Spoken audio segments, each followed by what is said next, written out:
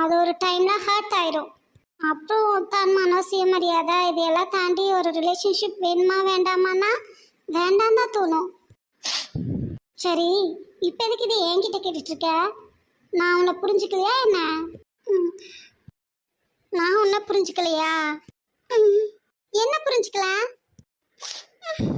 அது ம் கஷ்டமோ நஷ்டமோ உன்னோட எல்லா சிச்சுவேஷன்லயும் நான் கூட இருப்பேன்னு நீ அப்ப என்ன நம்பலல்ல. நான் கூட தானே இருக்கேன். அப்புறம் நான் உன்னை புரிஞ்சுக்கல சொல்லுற. புரிஞ்சுக்கிட்டா நீ இப்படி என்ன பேச மாட்டீல. இங்காரு, ஒரு ரிலேஷன்ஷிப்னா ஒரு விஷயம் தப்பாவே இருந்திருக்கலாம்.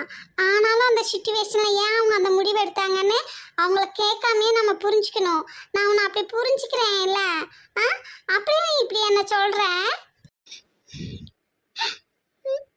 நம்ம வயசுக்கு வந்தப்ப நம்ம வீட்டில் என்ன சொன்னாங்க?